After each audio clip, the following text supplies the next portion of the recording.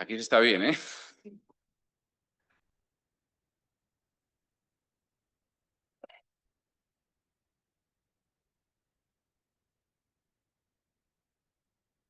Estamos...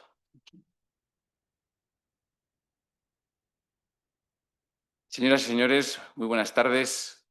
Con gran ilusión, como director de este programa, abrimos este acto de clausura de la sexta edición.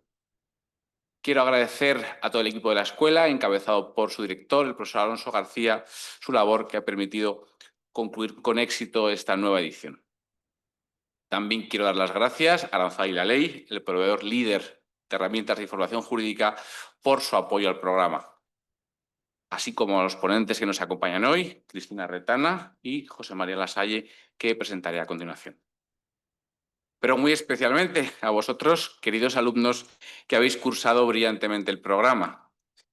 Esta sexta promoción, este sexto curso, la integran 24 alumnos: Jaime, Guillermo, Rafael, Mateo, Lenin, Amaya, Cristian, David, Jimena, Francisco, Andrea, Fernando, Pilar, Natalia, Alejandro, Margalida, Rafael, Alonso, Magui, Claudia, Lourdes, Juan Ernesto, Gerardo y Verónica. Tenéis un papel crucial en la transformación digital de las profesiones jurídicas y más allá de la abogacía, porque entre vosotros hay profesionales jurídicos tanto del sector privado como del sector público. Vosotros sois líderes y precursores en cambiar y mover a vuestra organización a esta nueva realidad. Somos totalmente conscientes de que los retos son enormes y la energía a aplicar es superlativa. De todos estos retos me voy a referir muy brevemente a algunos claroscuros que nos trae la inteligencia artificial. Transcurridos 2 años y medio del tsunami de la IA generativa, cada vez está más claro que sus cambiantes implicaciones negativas para las personas y la sociedad son más desafiantes de lo que se pensaba en un principio. Destaco aquí cómo determinados sistemas de IA afectan directamente al pensamiento crítico, la autonomía, las relaciones, incluso a lo que significa ser humano. El impacto es sistémico, impredecible y a menudo negativo. Sin embargo, falta una visión crítica sobre sus resultados y su efecto en la evolución natural de la vida y la sociedad. Desde el punto de vista normativo, los legisladores y los responsables políticos parecen ignorar estas implicaciones. ¿Por qué?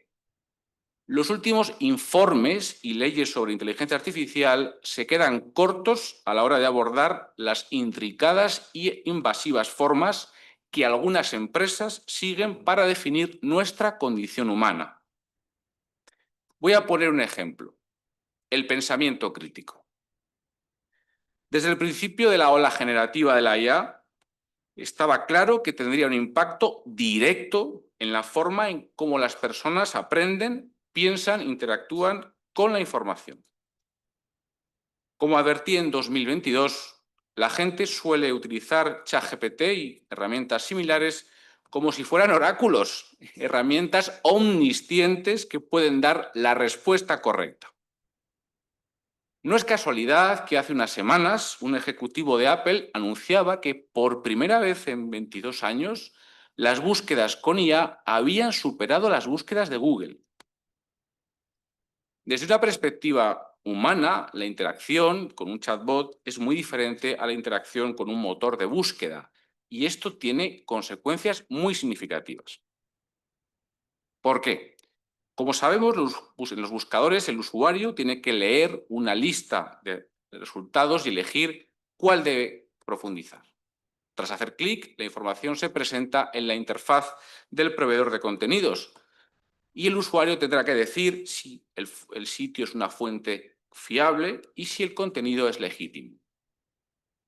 En los chatbots, en cambio, el usuario recibe una respuesta, la respuesta correcta del sistema, cuyas especificaciones de su modelo, el lenguaje, la personalidad y la longitud de la respuesta. Además, las respuestas se ofrecen en un lenguaje humano, conversacional y persuasivo. Sin salir de la interfaz del chatbot oráculo, el usuario puede simplemente cortar y pegar el resultado y encima algunos no lo leen. No hace falta nada más. La transición de los motores de búsqueda a los chatbots ya se está produciendo y el de pensamiento crítico. Los chatbots son grandes modelos lingüísticos basados en el procesamiento del lenguaje natural. Utilizan un lenguaje persuasivo y una personalidad amable que refuerzan el sesgo de automatización y a menudo hacen que el usuario dependa en exceso o incluso por completo de las respuestas. Esto es lo contrario de estimular el pensamiento. Las especificaciones de los modelos son otro factor en la alteración del pensamiento crítico. Como he apuntado en otras ocasiones, los fabricantes son quienes definen el objetivo, las reglas y los comportamientos por defecto del sistema. Comportamientos que no solo dan forma a la interacción entre los usuarios y los sistemas de IA, sino también a la propia visión del mundo, de cómo se entiende la ciencia o cómo se entiende incluso a la persona. Si las empresas de IA lo desean, los sistemas de IA utilizarán toda su caja de herramientas, incluso la adulación, para respaldar pseudociencia, desinformación o incluso creencias perjudiciales que podrán provocar daños catastróficos en nuestro mundo. Por eso, unos cuantos autores venimos exigiendo no solo una IA centrada en el ser humano, justa, responsable e inclusiva, como garantiza el Reglamento Europeo de IA. Como ciudadanos no podemos eludir nuestro compromiso ético-jurídico con la defensa de los valores superiores que fundan la democracia, la Constitución y el Estado de Derecho.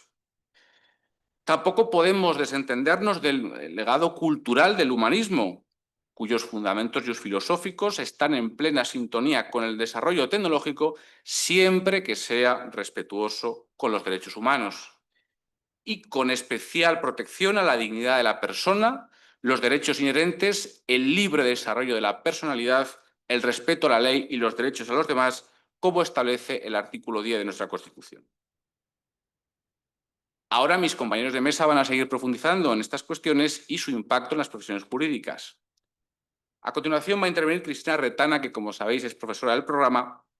Cristina va a compartir con nosotros la importancia del factor humano en la era de la inteligencia artificial y la necesidad de una formación continua en las tecnologías emergentes. Cristina Retana es directora de Innovación y Contenidos en Aranzadi y la Ley y además es una de las artífices, la madre de Jurimetría y de Caplus, el asistente de IA de Aranzadi. Cristina, muchísimas gracias por acompañarnos y te cedo la palabra. Bueno, buenas tardes a todos. Buenas tardes, Moisés, José María, muchas gracias por la invitación.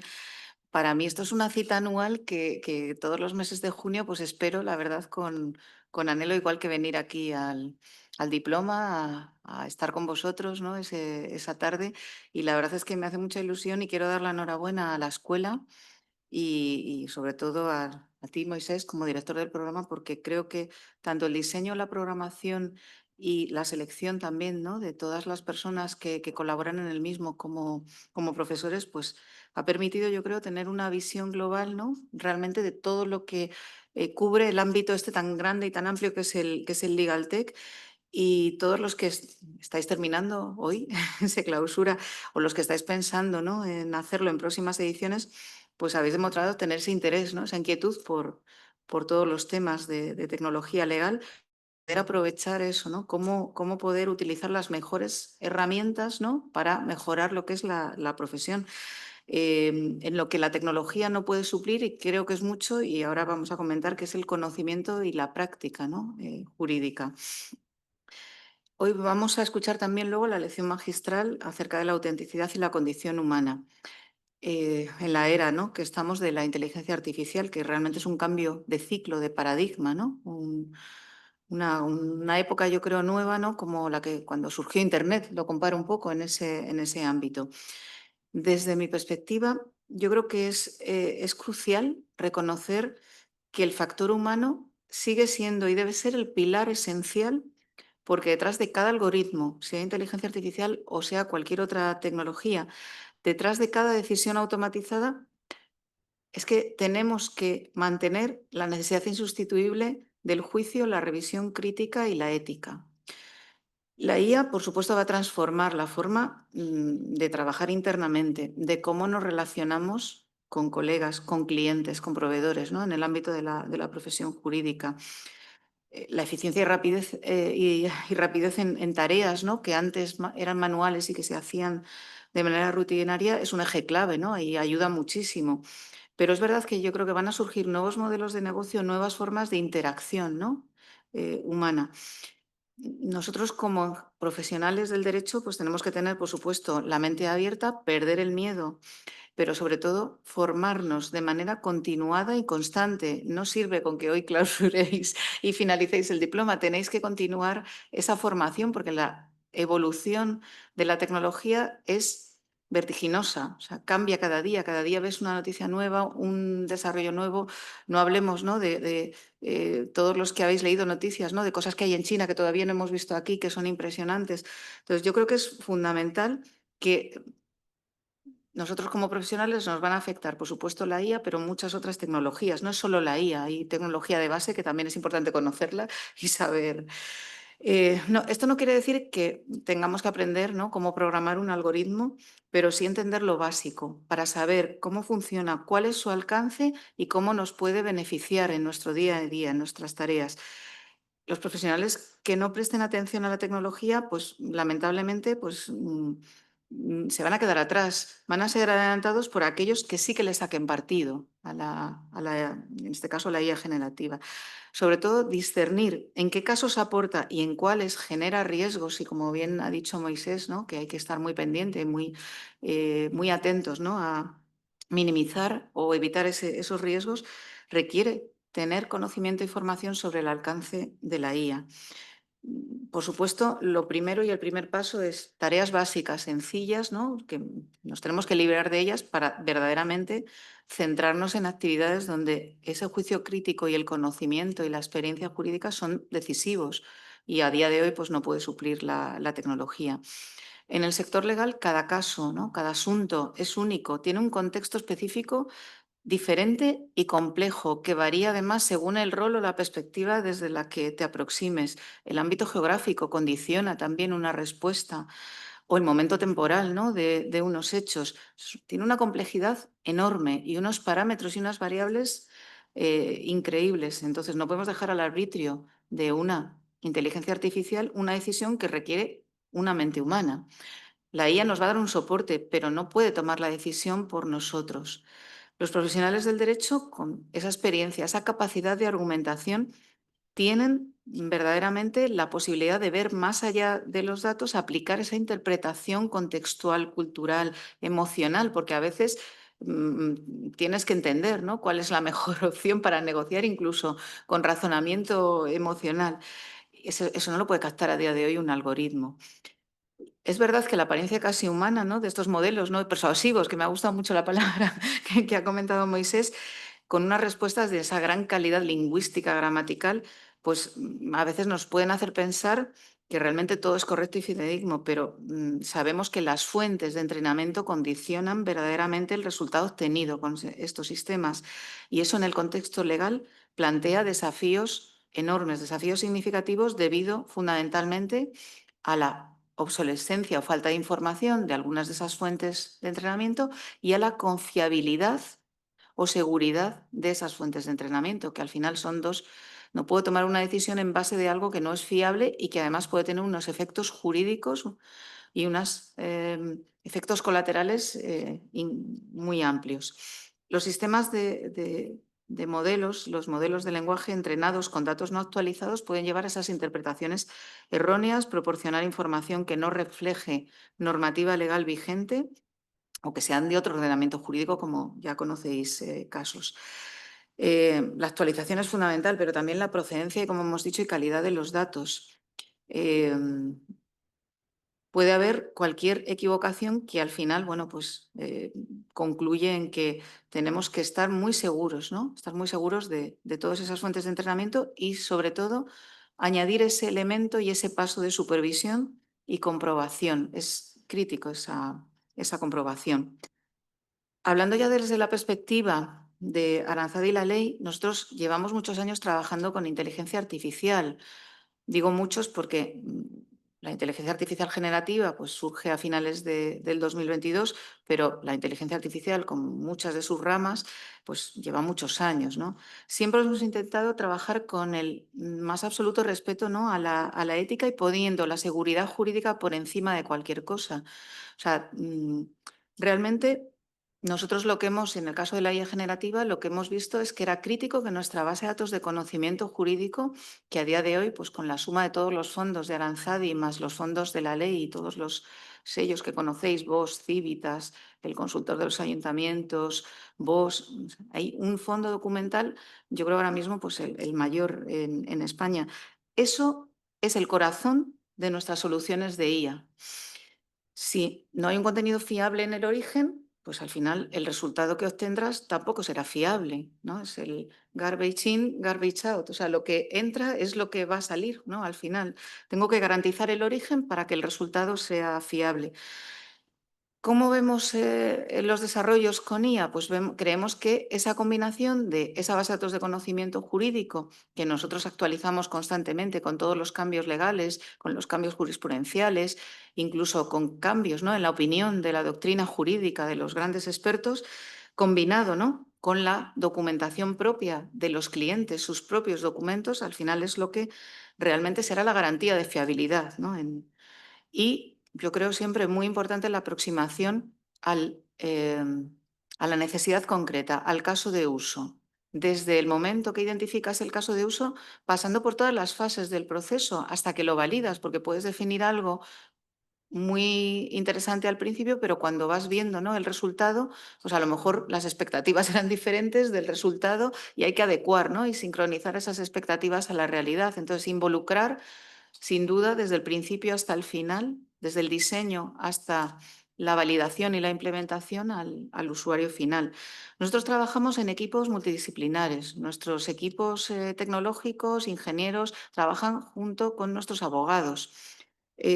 Juntos definen y prueban todos los algoritmos, los definen conjuntamente. Es verdad que nuestros ingenieros saben un poquito de derecho. No saben derecho, pero sí saben lo que es una sentencia. Si yo les digo, porque en el fallo es muy importante esta zona de la sentencia o los fundamentos, lo entienden y saben dónde. Esto es muy importante. Y lo mismo al contrario, el equipo jurídico entiende cómo funciona la IA generativa, cómo funcionan los modelos RAG.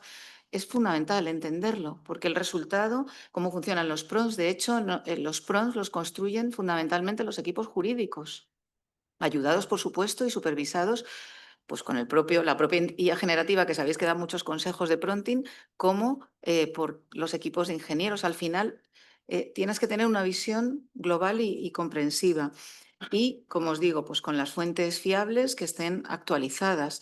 Durante este diploma, pues el día que yo estuve, pues os enseñé ejemplos, ¿no?, del trabajo con IA en general, con inteligencia artificial, desde jurimetría, que sabéis que es más la analítica jurisprudencial predictiva, donde trabajamos más con la IA tradicional, hasta módulo de notificaciones judiciales automatizadas que están en Aranza Difusión o Doc Analyzer para extraer documentación, o Caplus, que es pues nuestro asistente, ¿no?, legal, donde realmente lo que queremos es que ayude, ¿no?, a dar respuestas jurídicas fiables, seguras, basadas en normativa que esté actualizada, en fuentes de información actualizadas, complementadas por el resto de fuentes, ¿no?, y de la doctrina. Y estamos trabajando en muchos casos, ¿no? Ahora estamos trabajando en cómo trabajar la jurisprudencia, que sabéis que nos enfrentamos a un volumen de documentación muy grande. Entonces, imaginar si nosotros llevamos trabajando meses, entonces estamos trabajando para asegurar, ¿no?, que el resultado de lo que vamos a ofrecer ahí realmente tiene la fiabilidad absoluta, aunque siempre va a ser necesaria la aplicación de esa supervisión y de ese juicio crítico que creo que es esencial. Yo lo definiría y lo definimos, pues la IA tiene que tener un conocimiento humano al lado.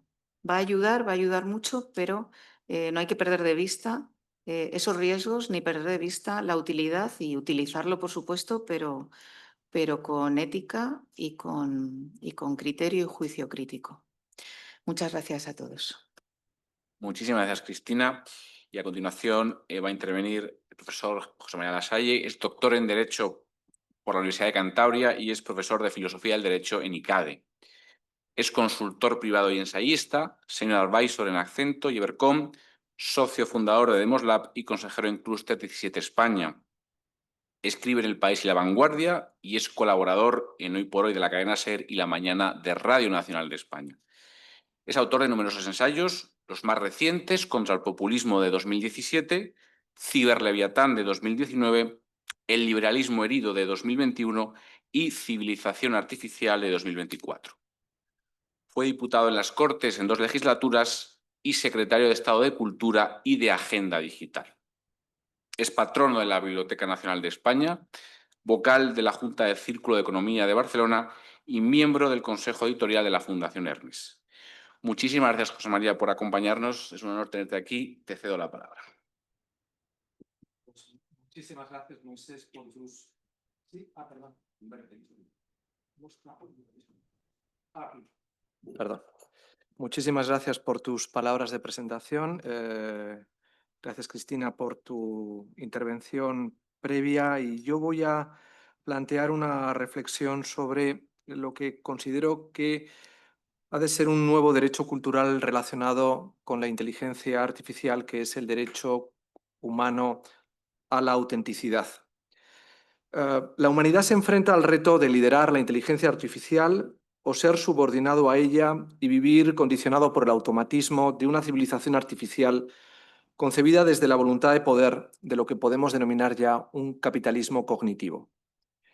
Para encontrar la solución a este reto, el ser humano debe afrontar una reflexión crítica sobre sí mismo y pensar qué subjetividad e identidad quiere tener bajo un capitalismo cognitivo que nos monitoriza algorítmicamente al considerarnos cuerpos de datos sin alma ni espíritu ni existencia más allá del rastro que vamos dejando de nosotros a través de nuestra vida online.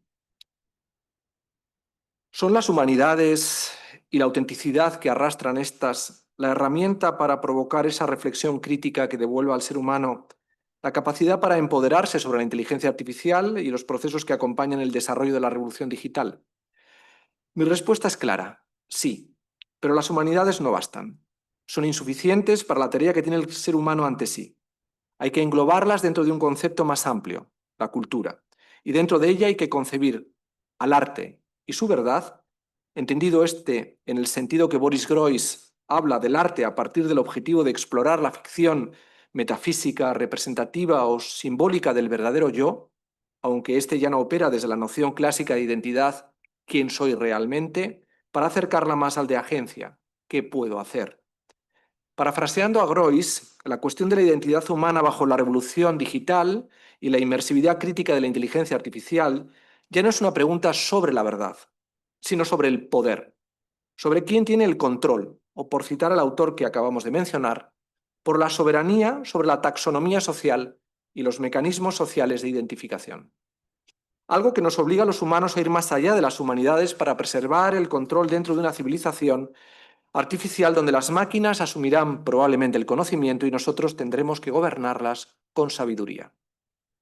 Algo que nos exige repensar esta en contacto no solo de las humanidades, sino de la cultura en su sentido más amplio y en particular desde las artes que interpelan permanentemente el sentido de la condición humana y de la autenticidad que subyace en ella. Por eso quiero proponer en esta exposición una reflexión crítica sobre la relación entre la cultura, la condición humana y la inteligencia artificial. Con ello pretendo modestamente abrir un debate sobre la necesidad de formular con urgencia un derecho cultural específico que salvaguarde la autenticidad de las experiencias personales que envuelven la condición humana cuando nutren simbólicamente la idea de cultura en la era de la inteligencia artificial. Un debate que no solo debe estar en manos de los humanistas, sino que debe extenderse al conjunto de las clases creativas que, nutriéndose de las humanidades, operan sobre la cultura y encuentran en los artistas la punta de lanza de una resistencia estética que ha de ser ética y política a la vez. Una resistencia estética frente a una inteligencia artificial que, convertida en voluntad de poder utilitaria, también cuando es generativa, amenaza la libertad humana para decidir bajo el peso de los complejos industriales tecnológicos estatales, como en China, o privados, como en Estados Unidos, y que buscan la hegemonía con el propósito de su diseño fundado en plataformas y algoritmos. Pero cuando hablo de cultura me refiero a lo que Jesús Prieto ha definido como la cultura general. Esto es, el conjunto acumulativo de bienes y valores del espíritu creados por el hombre a través de su genuina facultad de simbolización. Aunque me gustaría añadir que en el contexto digital al que me referiré, también la cultura en sentido étnico, siguiendo de nuevo la terminología del profesor Prieto, es operativo, aunque dilatando el angular del término. No solo para referirnos al modo de ser determinado de una comunidad, de un pueblo, una nación, portadores de un sistema cohesionado de contenidos y valores culturales, sino a las maneras de vivir juntos, que agrupan al conjunto de la especie humana y que nos permiten reconocernos unos a otros dentro de una semejanza simbólica que posibilita la alteridad. Para ello estudiaré en qué consiste la autenticidad, que relacionada con la idea de condición humana y las expresiones culturales que acompañan el devenir de cada uno de nosotros cuando se vive biográficamente, dan sentido a la experiencia singular y comunitaria de lo humano. Me refiero, por tanto, a un ámbito de la persona que tiene que ver con la dignidad irrepetible de su condición y que debe ser objeto de protección reforzada al garantizar la autenticidad de las experiencias que la hacen posible. Para ello, trataré de determinar las razones que justifican la necesidad urgente de abordar su tutela jurídica dentro de un derecho a la cultura como un nuevo y específico derecho. Algo que se produce en un contexto de digitalización inversiva que radicaliza la revolución digital con la difusión masiva de sistemas de inteligencia artificial generativa y el anuncio de que esto es el principio de un proceso irreversible que desembocará, más tarde o más temprano, en la existencia posible de una inteligencia artificial fuerte capaz de desarrollar estados mentales propios. Precisamente la radicalización intensiva de las capacidades sustitutorias de la inteligencia artificial con relación a las capacidades intelectuales y creativas del ser humano nos aboca a una encrucijada civilizatoria inédita en la historia técnica de la humanidad. Inédita porque ni el arado, ni la rueda, la pólvora, la imprenta, la máquina de vapor o la electricidad dejaron atrás la dialéctica moderna que separaba el espíritu y las ideas de la materia y las cosas. Inédita porque el mundo digital surgido con Internet y el desarrollo de la llamada infoesfera, como una realidad virtual alternativa y sustitutoria de la realidad corpórea, además de hacer posible el milenario mito de la caverna platónica, provoca con la inteligencia artificial como tecnología que la bandera el colapso definitivo del dualismo que sustenta el ecosistema cultural y que se basa en la interacción creativa entre un sujeto creador, individual o colectivo, y un objeto creado. En realidad nos asomamos bajo el empuje transformador de la estandarización de los sistemas de inteligencia artificial, especialmente generativos, al riesgo de un fenómeno de cancelación de la cultura humana, al menos tal y como la hemos definido y conocido históricamente de acuerdo con las definiciones que mencionábamos hace un momento de la mano del profesor Jesús Prieto.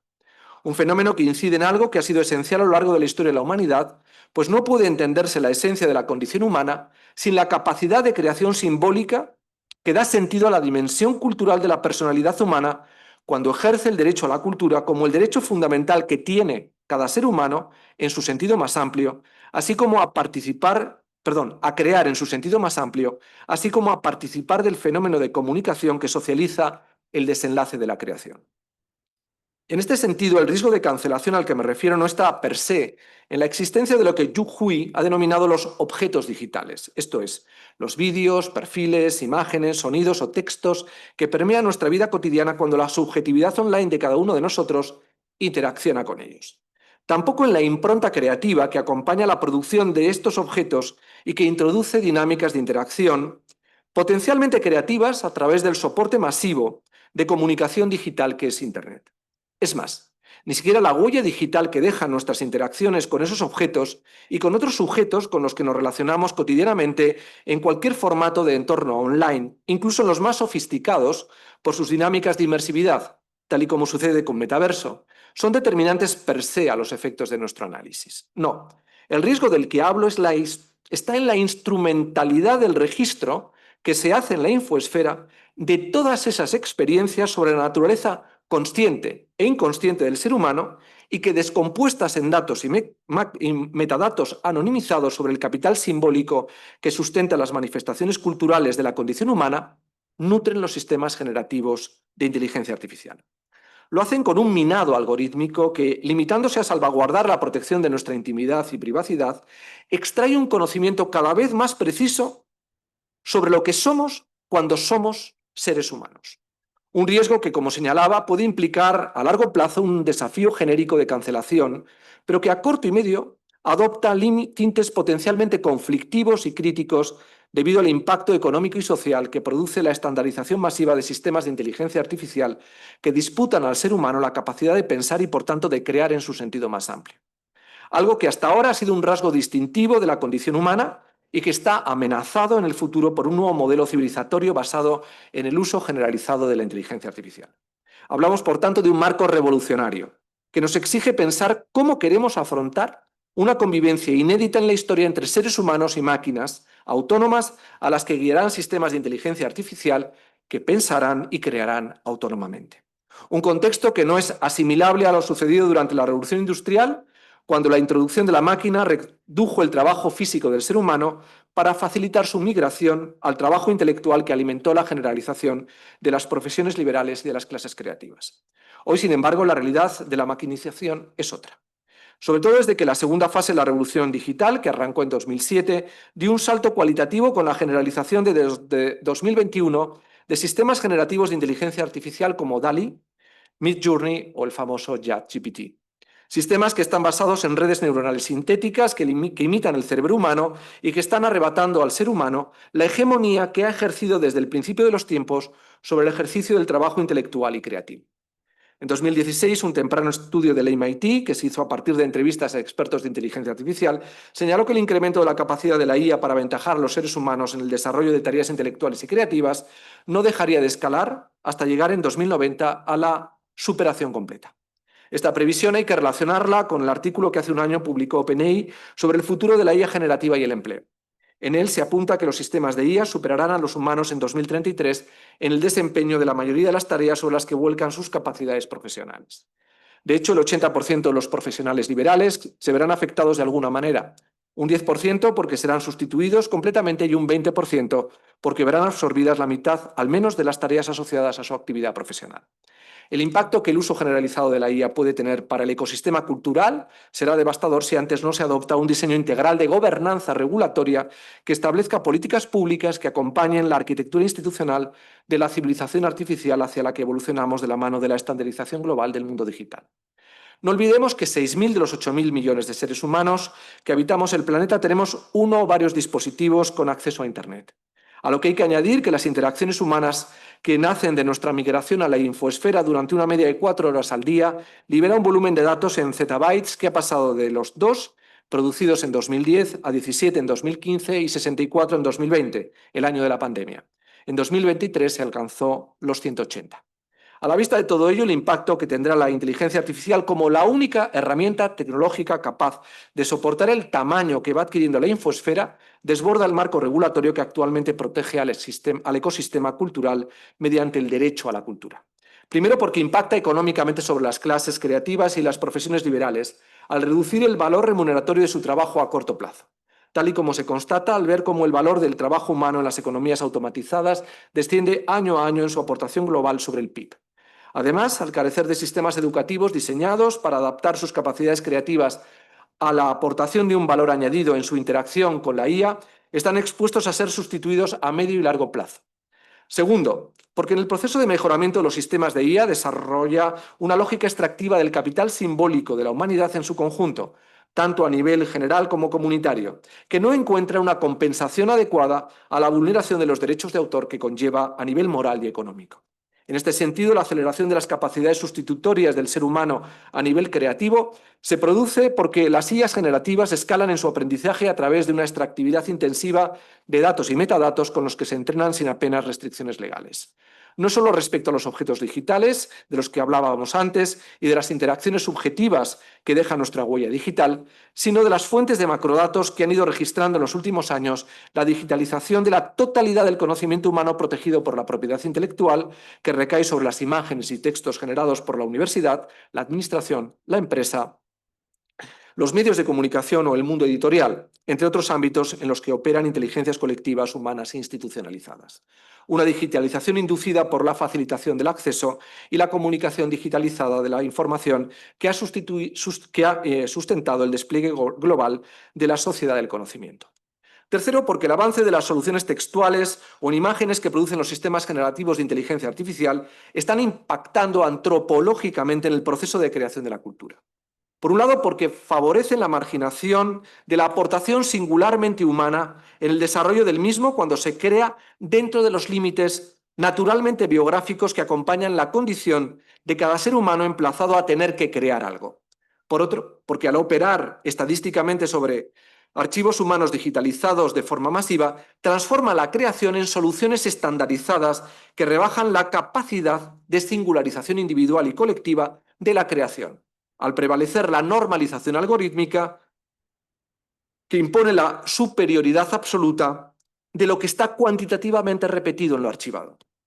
De este modo, se daña gravemente el pluralismo, la vitalidad, la intercomunicación, la fluencia, el estímulo y la responsabilidad que acompañan siempre los procesos de creación surgidos de la condición humana, semejante, por supuesto, pero irrepetible siempre. Y cuarto, porque la inteligencia artificial, especialmente la generativa, desarrolla, como explicaba antes Moisés, una otredad maquínica que interactúa con el ser humano, tal y como estamos viendo, que a través de la lógica extractiva que la canaliza a partir de datos inspirados en el comportamiento y en el conocimiento humanos, tienden a la paulatina canibalización de la condición humana mediante una dinámica de sustitución en sus capacidades cognitivas y creativas. A ello contribuye un diseño en la programación de los sistemas de inteligencia artificial que busca aumentar las capacidades emuladoras de la inteligencia y la creatividad humanas sin restricciones de ningún tipo. Es consecuencia de un modelo que, después de 7 décadas de vida, pretende replicar la inteligencia humana sin sus imperfecciones. Para ello, impulsa una lógica utilitaria de maximización de capacidades emuladoras del cerebro humano sin más límites que el alcance del poder de la innovación que la nutre. Un diseño que debe ser cambiado a través de un proceso regulatorio que favorezca el progreso de la inteligencia artificial desde un principio de responsabilidad reforzada que fije de antemano una robustez ética que garantice una transición equitativa hacia una inevitable interacción y convivencia entre seres humanos y máquinas. Inevitable porque, entre otras cosas, la innovación científica asociada al desarrollo de la computación y la aplicación técnica de la misma no puede ser suspendida, ya que comprometería el valor colectivo que tiene el avance de la ciencia para el espíritu humano, algo que está relacionado con la libertad de creación y pensamiento, así como con la búsqueda del bienestar que forman parte ineludibles de la condición humana. No olvidemos que la IA es una tecnología que imita algo que existe y que es la inteligencia humana. Aprende de ella, con el fin de elaborar estados mentales que conduzcan a una consciencia propiamente artificial. Un camino que hemos visto que impacta sobre la condición humana a varios niveles y que exige que la inteligencia artificial sea sometida a un principio de responsabilidad que, en línea con lo que planteaba Hans Jonas cuando formulaba esta en relación a la energía nuclear y otros avances de la ciencia, suponga que los efectos de la acción de la inteligencia artificial sean compatibles con la permanencia de una vida auténtica humana sobre la Tierra. Un imperativo limitante que delimita un interés general superior, asociado a la preservación de lo que Hannah Arendt definía como esa condición humana que engloba todo aquello que nos define sustancialmente como especie. Esto es, todas aquellas experiencias vitales que nos definen a través de una combinatoria biográfica que nos interpela subjetivamente mediante el dolor, la esperanza, la incertidumbre, el error, la frustración, la felicidad, la plenitud, la culpa, la libertad, el amor, la muerte o la trascendencia. Atributos que han fundado durante miles de años la sensibilidad semejante de lo humano y que han impedido la automatización definitiva de nuestras conductas, al exponerlas siempre a la fragilidad limitante de lo inesperado que opera en la vida humana, o en la estructura misma de la limitación biográfica de sabernos expuestos a la muerte y quizá a la trascendencia. Hablamos, por tanto, de un soporte tangible de la dignidad humana que tiene que ver con el medio vitalmente estimulante que ha llevado la cultura a ser el fundamento mismo de la condición humana a través de todos los dispositivos simbólicos que nos han ayudado a sobrellevarla y transmutarla. Gracias a este soporte cultural, el ser humano ha aprendido cómo afrontar el conocimiento de su propia existencia, trabajando creativamente la autenticidad limitante que lo conforma de manera natural como una realidad trascendente que está arraigada en la naturaleza esencial y personal de su ser. y que por eso mismo no puede replicarse automática y artificialmente sin lesionar el fundamento irrepetible de su propia dignidad como ser humano. Precisamente su capacidad para crear, en el sentido más amplio del término, está íntimamente ligada, por tanto, a su dignidad y a la autenticidad singular que proyecta sobre sus obras y su propia vida. Ninguna de las dimensiones que hablan de los derechos culturales ampara la profundidad de la experiencia cultural misma que acompaña el devenir cultural de la idea de persona, entendida esta, como diría María Zambrano, como el individuo dotado de conciencia y, por tanto, que no es cosa, que no es tampoco acción, sino sujeto y fuente de ella. El quién que es autor. Retengamos la idea de autoría que acabo de mencionar de la mano de nuestra filósofa, porque sin este soporte cultural de la persona no podría entenderse mi propuesta de un derecho a la autenticidad humana en el contexto de una civilización cada vez más artificial. Esto es, cada vez más expuesta a la acción holística de sistemas de inteligencia artificial que ficcionan no solo lo que nos rodea, sino la interpretación cultural que se hace de la realidad misma y de nosotros como parte de ella a través de esa experiencia irrepetible y semejante que es la vida humana. Por ello, la cultura debe ser preservada como un bien público de naturaleza esencial.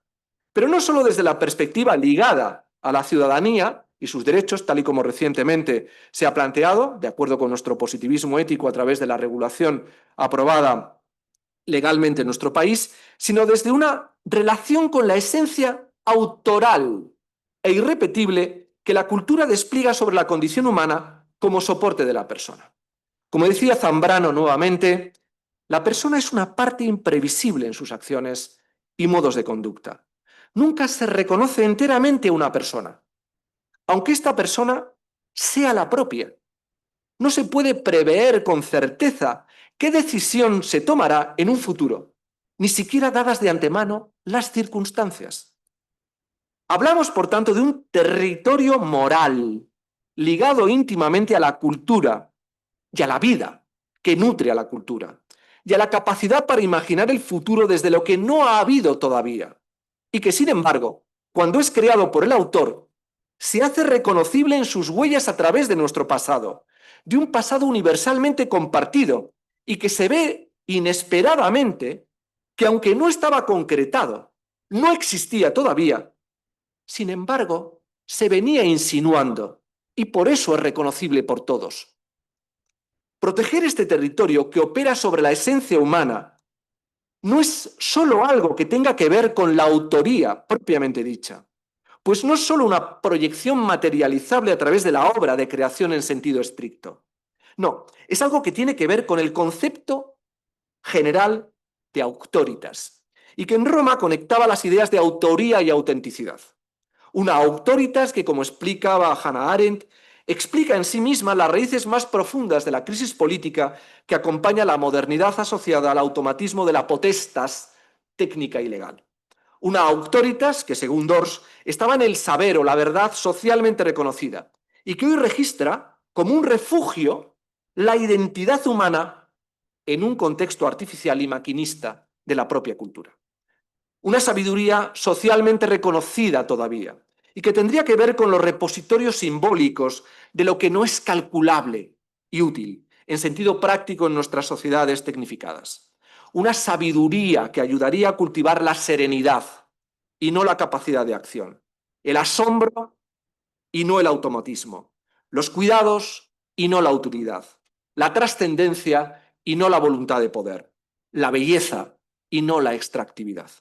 Una sabiduría surgida del aprendizaje sobre lo falible y frágil de la condición humana y que configura una autoría asociada a la esencia gramatical que encierra el verbo augere, del que proviene auctoritas, autoría y autenticidad, y que significa aumentar, dando coherencia, sentido y propósito a lo que crece con su creación. Por ello, debemos proteger esta capacidad de aprendizaje personal y creativo, que aloja la cultura como soporte de la autenticidad que acompaña la condición humana frente a la virtualidad artificiosa que irradia la inteligencia artificial. Y hemos de hacerlo como un esencial frente a una inteligencia artificial que en estos momentos compromete el vínculo del principio de responsabilidad que nos conecta como humanos en nuestra permanencia a una vida auténticamente existente sobre la Tierra. El derecho cultural a la autenticidad de la condición humana buscaría salvaguardar este vínculo. Una autenticidad autoral que debería traducirse en términos jurídicos la idea que puso en circulación Walter Benjamin cuando nos habló en relación a la obra de arte en la era de la reproductibilidad técnica que había que sustraerla por entero de ella.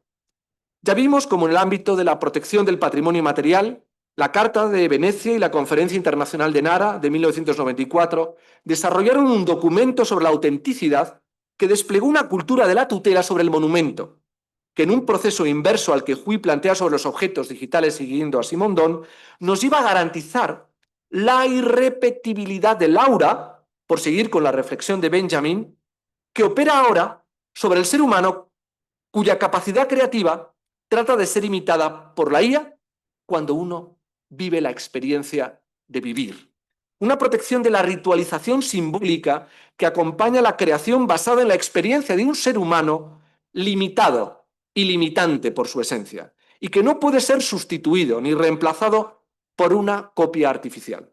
En fin, un derecho cultural para introducir una limitación al desarrollo de la inteligencia artificial que restablezca la instrumentalidad facilitadora de esta para la creación humana, distinguiendo, como se hacía en Roma, entre la autenticidad del autor y la instrumentalidad del artífice, para lo cual deben invocarse nuevos derechos culturales relacionados con la educación de un ser humano que en la era de la inteligencia artificial debe aprender de nuevo a ser sabio, si quiere gobernar a las máquinas con equidad y desde una auctoritas que aumente, con el aporte irrepetible de la dignidad humana, lo que pueden hacer las máquinas a su servicio.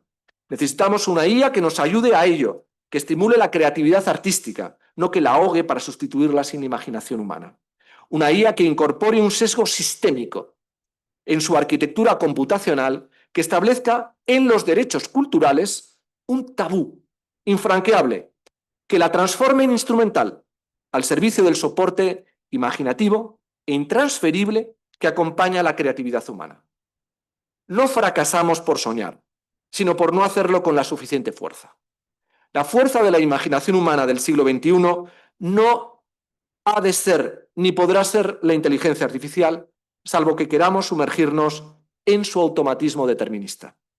Pero eso exige cambiar su diseño, subordinándolo a la autenticidad que protege la condición humana cuando crea artísticamente su propia e irrepetible vida y que debe ser el nuevo contenido esencial de los derechos culturales del siglo XXI. Muchas gracias.